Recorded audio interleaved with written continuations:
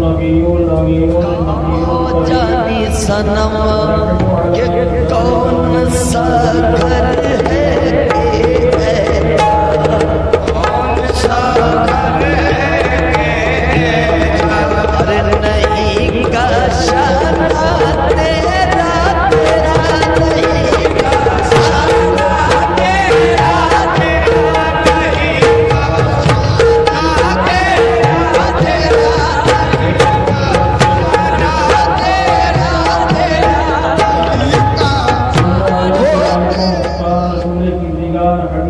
تیرا مکی سردار مدنی تاجدار شہنشاہ فی الوقار سیدی اولاد و اختیار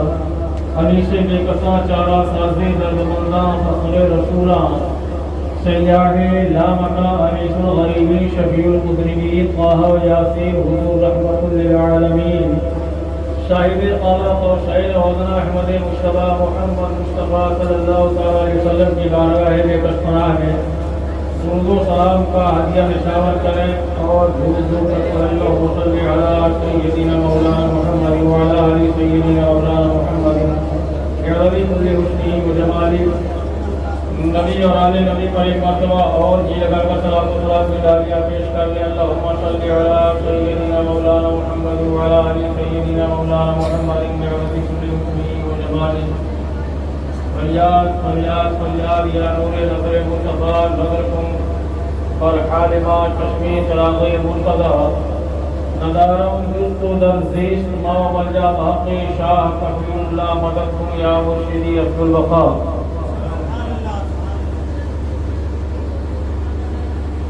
معزز سامعین کرام، میں نے خطبہ مشمونہ کے بعد اس آیت مقدسہ کی تلاوت کرنے کا شرف حاصل کیا ہے۔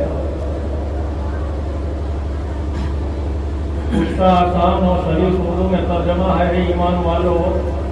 اللہ تعالیٰ سے ڈرو اور سچوں کے ساتھ ہو جاؤ۔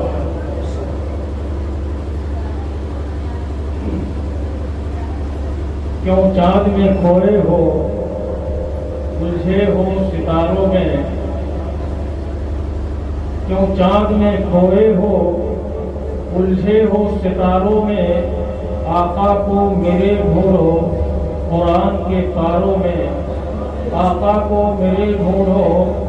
قرآن کے پاروں میں، اور سرکار مدینہ کی الفت میں جو مرتے ہیں، سرکار مدینہ کی الفت میں جو مرتے ہیں، اللہ کے وہ بندے زندہ ہیں مزاروں میں، اللہ کے وہ بندے زندہ ہیں مزاروں میں، اور تمنا جلد دل کی ہو کہ تو خدمت کر فقیروں کی، تمنا درد دل کی ہو خدمت کر فقیروں کی، نہیں ملتا یہ گوہر بادشاہوں کے خزینے سے، اور جلا سکتی ہے شمع کشتہ کو موج نفس ان کی، الہی کیا چھپا ہوتا ہے اہل دل کے سینوں میں، الہی کیا چھپا ہوتا ہے اہل دل کے سینوں میں، اور ولی ولی ہے ولایت کی شان رکھتے ہیں، ولی ولی ہے ولایت کی شان رکھتے ہیں، ولی نگاہ میں دونوں جہان رکھتے ہیں، اور ولی سے جس کو عقیدت نہیں ہے وہ ہے بدبخت، ولی دہن میں خدا کی زبان رکھتے ہیں، ولی دہن میں خدا کی زبان رکھتے ہیں۔ معزز سامعین کرام، آج ہم اس محفل پاک میں حاضری کا شرف حاصل کر رہے ہیں۔ یہ عظیم محفل ہے، شیخ کامل مرشد کامل کا ایک پہلا عرس ہے۔ ہم اور آپ ایسے نایاب مرشد کامل کے عرس پاک میں شرکت اور حاضری کا شرف حاصل کر رہے ہیں۔ حضرات، پروردگار عالم اپنے مقدس کلام میں ایک موقع سے ارشاد فرماتا ہے، ان اللہ اشتری من المؤمنین انفسهم واموالهم بان لهم الجنہ۔ اللہ فرماتا ہے یقیناً بے شک اللہ نے مومنوں سے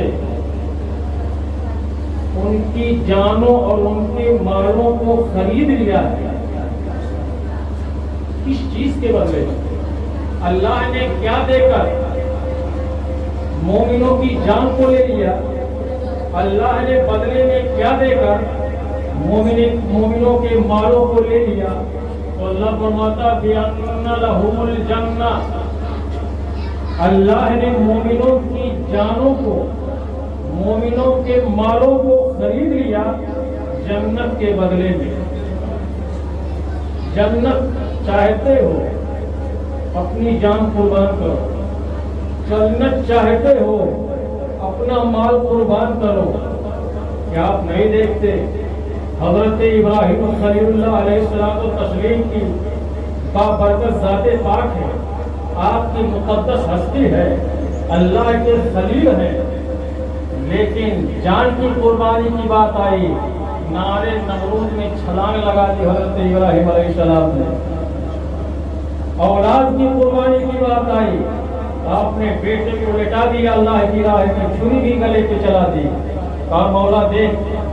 میں تیرے حکم کی فرما برداری کیسے کر رہا ہوں۔ جب مال لٹانے کی بات آئی، کئی سو اونٹ آج آپ نے اللہ کی راہ میں قربان کر دیے، پھر صبح ہوئی پھر کئی سو اونٹ اللہ کی راہ میں آپ نے قربان کر دیے۔ اللہ فرماتا ہے ان اللہ اشتری من المؤمنین انفسهم واموالهم بان لهم الجنہ، یقینا اللہ تعالیٰ نے مومنوں کی جانوں اور مالوں کو جنت کے بدلے میں خرید لیا ہے۔ اور دیکھو مومن کی شان کیا ہوتی ہے، جان بھی قربان کی جا رہی ہے، مال بھی قربان کیا جا رہا ہے۔ حضرت سیدنا امیر المومنین حضرت ابوبکر صدیق رضی اللہ تعالیٰ عنہ ہے، کون نہیں جانتا ہے، آپ نبی نہیں ہے، آپ رسول نہیں ہے، بلکہ ایک عظیم مومن کا نام حضرت ابوبکر صدیق رضی اللہ تعالیٰ عنہ ہے۔ آپ دیکھو جان کی قربانی کس طرح پیش کر رہے ہیں، مال کی قربانی کس طرح پیش کر رہے ہیں، مال کی بھی قربانی دے رہے ہیں، جان کی بھی قربانی دے رہے ہیں۔ آپ غور سے سنتے جائیے گا، آج بھی وہی سبق ہم کو مل رہا ہے۔ ہم پیر کے ہاتھ میں اپنا ہاتھ دیتے ہیں، ہم مرشد کے ہاتھ میں اپنا ہاتھ دیتے ہیں، جان کی قربانی کی بات آتی ہے، مال کی قربانی کی بات آتی ہے، اس کو نذرانہ سمجھ کے پیش کیا جاتا ہے۔ آؤ دیکھو آپ نے اللہ کے رسول کے ہاتھ میں اپنا ہاتھ دیا ہے، لیکن جب غار شور میں حضرت ابوبکر صدیق رضی اللہ تعالیٰ عنہ آپ پہلے غار کے اندر داخل ہو جاتے ہیں، عرض کرتے ہیں یا رسول اللہ پہلے میں غار کی صفائی کر دیتا ہوں، غار کی صفائی جب مکمل ہو جائے گی پھر میں آواز دوں گا، پھر آپ تشریف لائیے گا۔ یہ دیکھیے اپنے آقا کا ادب کس انداز میں کر رہے ہیں، اپنے آقا کی تعظیم حضرت ابوبکر صدیق کس طرح کر رہے ہیں، اپنے مرشد کی تعظیم حضرت ابوبکر صدیق رضی اللہ تعالیٰ عنہ کس طرح کر رہے ہیں۔ آپ نے عرض کیا یا رسول اللہ پہلے میں غار کی صفائی کر دیتا ہوں، اس کے بعد اندر آپ تشریف لائیے گا۔ اب دیکھیے حضرت ابوبکر صدیق غار کی صفائی کر رہے ہیں، اور آپ نے دیکھا غار کے اندر دیوار میں بہت سارے سوراخ پڑے ہوئے تھے، آپ نے اپنی چادر کے کئی ٹکڑے کیے، ہر ایک سوراخ کو آپ بند کرتے چلے گئے، مگر ایک سوراخ بچ گیا جس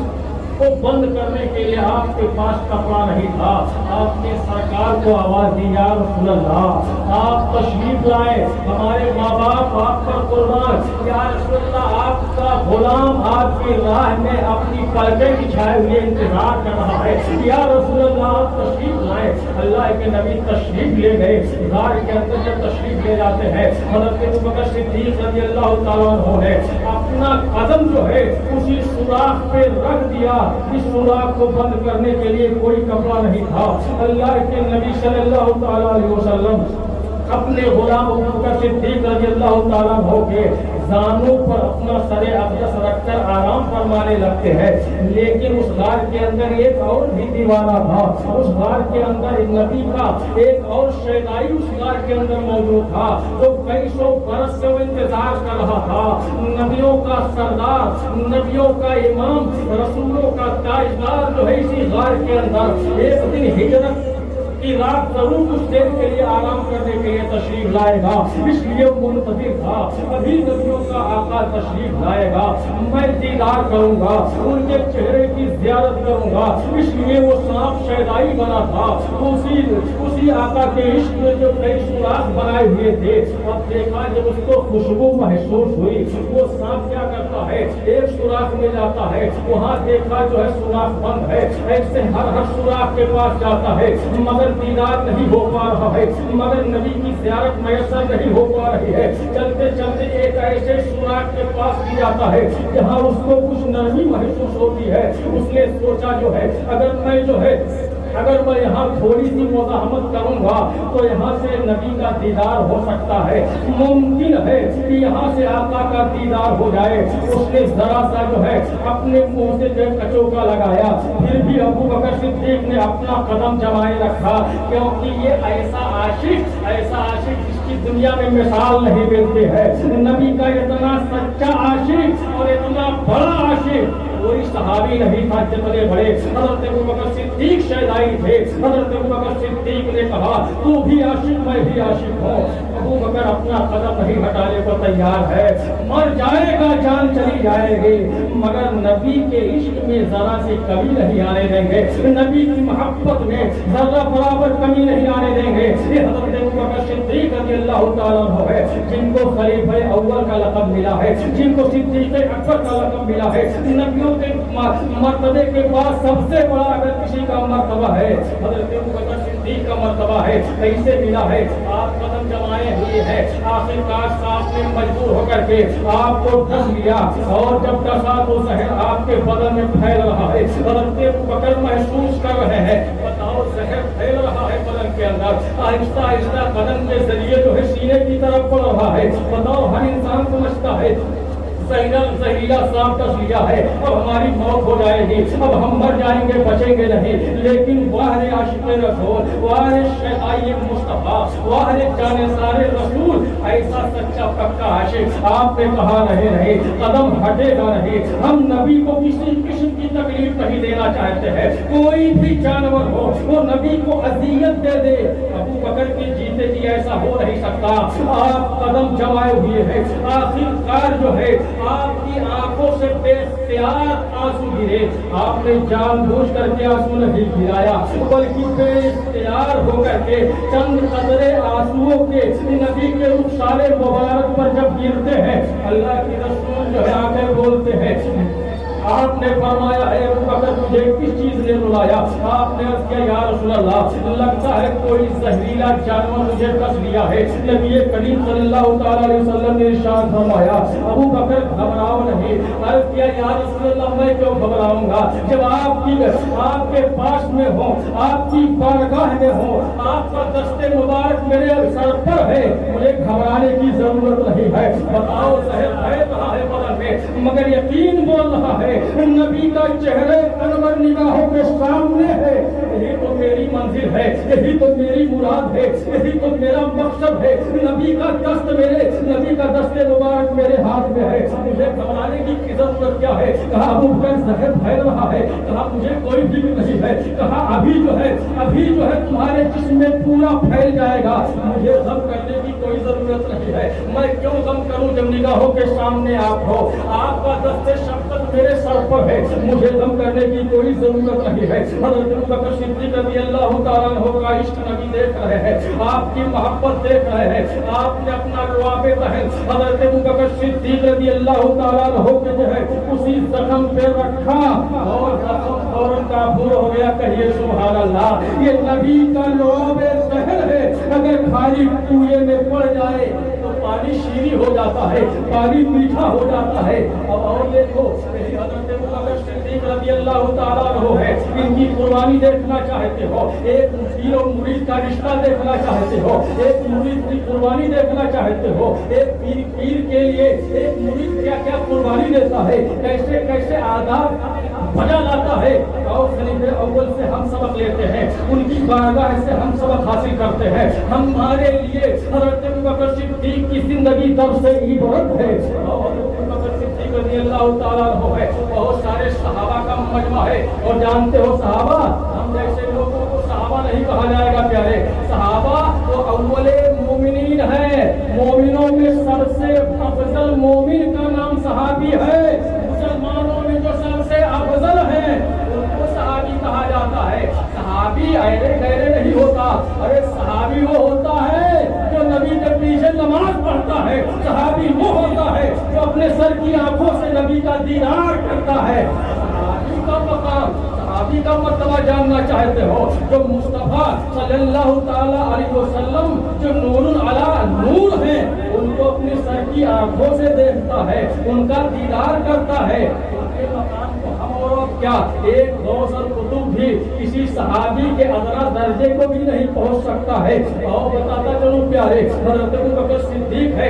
सहाबा का मजमा है, पैगंबर इस्लाम सल्लल्लाहु ताला अलैहि वसल्लम तशरीफ फरमा है। आप जानते हो जब पैगंबर मजलिस के अंदर मौजूद रहा करते थे तो सहाबा का हाल जानते हो क्या रहता था। हमने किताबों में पढ़ा है और तारीख की किताबों में पढ़ा है। सहाबा की जुबानी जो किताबों के अंदर तहरीर है उसमें लिखा हुआ है, जब पैगंबर की मजलिस में सहाबा और जानिसाराने मुस्तफा बैठा करते थे तो ऐसे बैठते थे कि जैसे उनके सर पर जो है कोई चिड़िया बैठी हुई है, बिल्कुल हरकत नहीं करते थे और खामोशी के साथ बैठते थे और हर कोई इसी फिक्र में रहता था कहीं ऐसा न हो पैगंबर कोई बात इरशाद करे और हम ना सुन सके। ऐसी चूक नहीं होनी चाहिए। जिस सहाबी को देखो कान लगाए हुए नबी की तरफ मुतवज्जे है, जिस सहाबी को देखो वो नबी की हर बात को सुनने के लिए कान लगाए हुए है। और उसके बाद जब पूछा जाता अच्छा बताओ आज की महफिल में पैगंबर ने क्या फरमाया, अब सहाबी कहता था ये नबी ने फरमाया, तरतीब और बयान कर देते थे। सरकार ने ये जुमला फरमाया है, आपने ये हुक्म साबित फरमाया है। पूरी मजलिस में हर सहाबी कान लगा के सुनता था। सहाबा का मजमा, सहाबा का अदब, सहाबा की तहजीब, क्या कोई ऐसी जमात दुनिया के अंदर आएगी जो पैगंबर इस्लाम के गुलामों की जमात दुनिया से गुजरी हुई है। ऐसी जमात, अरे हुस्न यूसुफ पे कटी, मिस्र में अंगुश्ते जना, सर कटाते हैं तेरे नाम पर मर्दाने अरब। ये है सहाबा। बताओ नबी का दीदार हुआ, गर्दन कटाने के लिए तैयार हो गए। या रसूल अल्लाह हुक्म हो सब कुछ हम आपकी बारगाह में निसार कर देंगे, कुर्बान कर देंगे। पैगंबर इस्लाम ने फरमाया, आपने जो है तबूक के जंगे तबूक के मौके पर फरमाया कि बहुत ही खुश्क साली का साल है, लिहाजा है सहाबा अपने घरों से रुपया पैसा मालो दौलत ला करके यहाँ मस्जिद नबवी में हाजिर करो ताकि उससे असलहे खरीदे जाए और सफर के सामान और असबाब खरीदे जाए, क्योंकि मैदान जंग में जाने की तैयारी करनी है। बहुत बड़ी फौज लेकर के कि शाहे रूम मुसलमानों को मिटाने के लिए कहाँ पे मुल्क शाम के करीब में मैदान तबूक में जमा हो गए थे। चंद हजार मुसलमान और इतने सारे लोग अल्लाह के रसूल ने चंदा के लिए आपने फरमाया तो सहाबा ने अपनी अपनी जानिसारी दिखाई और नबी की बारगाह में जिससे जो हो सका पेश किया। हर कोई चाहता था मैं आज अपने साथी से आगे बढ़ जाऊं, अपने दोस्त से आगे बढ़ जाऊं। हज़रत उमर फारूक आज़म गए, अपने माल का आधा हिस्सा करके नबी की बारगाह में पेश कर दिया। पूछा नबी ने, उमर कितना जो है लेकर के आए हो? अर्ज़ किया या रसूल अल्लाह आधा माल घर के लिए, अहलो याल के लिए, आधा अल्लाह की राह में हमने खर्च कर दिया। और उसके बाद आए हज़रत उस्मान गनी रज़ी अल्लाह तआला अन्हु से पूछा गया ये बहुत सारा माल नबी की बारगाह में पेश कर दिए, कहा वो अहलो याल के लिए क्या छोड़ा? कहा सरकार इतना माल अहलो याल के लिए छोड़ा। हर सहाबी से नबी पूछ रहे हैं कितना माल घर वालों के लिए छोड़े, कितना माल अल्लाह की राह में खर्च कर रहे हो? और सहाबी का जवाब होता था इतना माल अहलो याल के लिए, इतना माल जो है अल्लाह की राह में। लेकिन कुर्बान जाइए, इंतजार हो रहा है एक आने वाले अजीम सहाबी का, इंतजार हो रहा है एक सच्चे आशिक़े मुस्तफा का, इंतजार हो रहा है एक शहदाई रसूल का। नबी ने पूछा सहाबा बताओ अबू बकर कहाँ है? लोगों की निगाह उठी, अभी अबू बकर नहीं